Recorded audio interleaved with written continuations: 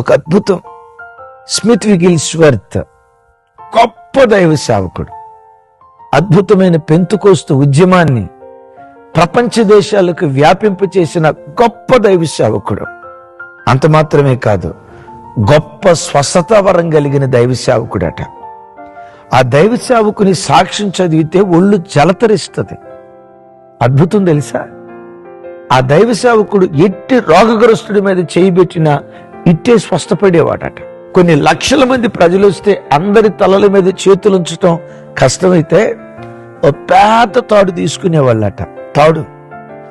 ఆ తాడు చివరి ఈయన ఇట్లా పట్టుకుంటే ఆ చివరి నుంచి ఈ చివరి దాకా ఎవరెవరైతే తాడు పట్టుకుంటే అట్టే స్వస్థపడేవాళ్ళట.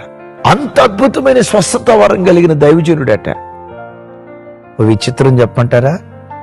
ఆయనకి ఏకైక కుమార్తె. అని ఇందులో విచిత్రం ఏముంది అంటారా? ఆ పుట్టిన ఏకైక కుమార్తె పుట్టుకతో మోగది, చెవిటిది.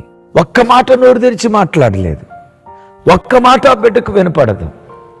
దేవుని సన్నిధిలో దైవజనుడు, దేవా, నేను ప్రార్థన చేస్తే ఎంతో మంది స్వస్థపడ్డారయ్యా, ఎంతో మందికి విడుదల కలిగిందయ్యా, ఎంతో మంది బాగుపడ్డారయ్యా, ఎంతో మంది జీవితాల్లో అద్భుతాలు జరిగాయ్యా, నా కుమార్తె జీవితంలో ఇలా జరిగింది ఏంటయ్యా, అందరి జీవితాల్లో కార్యాలు జరిగాయి, మరి నా కూతురు జీవితంలో ఎందుకు నువ్వు కార్యం, ఈ ముళ్ళు తీసేయ్యా ఏడ్చాడట. అప్పుడు దేవుడు, నువ్వు అత్యధికంగా హెచ్చిపోకుండున్నట్లు, ఎక్కడ డాంబికుడు అయిపోతావో, ఎక్కడ గర్వాంధుడు అయిపోతావో, గర్వాంధుడు అయితే నా కృపల నుంచి నువ్వు తొలగిపోతావు కదా. నేను ఇచ్చిన వరం, నేను నీకు ఇచ్చిన ఆశీర్వాదాన్ని బట్టి నువ్వు హెచ్చిపోయే ప్రమాదం ఉంది కదా. ఆ హెచ్చిపోకుండా ఉండున్నట్లుగా ఈ ముళ్ళును నీకు అనుమతించా.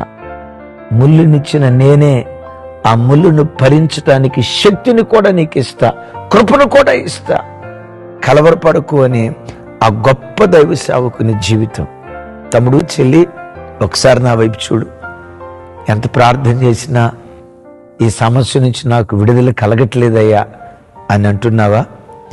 ఆ ముళ్ళు దేవుడే తన చిత్తానుసారంగా నీ జీవితంలో అనుమతించాడు. ప్రార్థించు. ఒకవేళ తన చిత్తమైతే ఆ ముళ్ళును అనుమతించిన దేవుడే ముళ్ళును తీసేస్తాడు. ఒకటి ఖచ్చితంగా చెప్తాను, ముళ్ళు తీసినా తీసేయకపోయినా ఆ ముళ్ళు మహిమ కొరకే దేవుడు అనుమతించాడు. నీ జీవితంలో ఎదురయ్యే ఏ కీడు నీ కష్టం కలుగు చేస్తుందేమో కానీ నష్టం కలుగు చేయదు.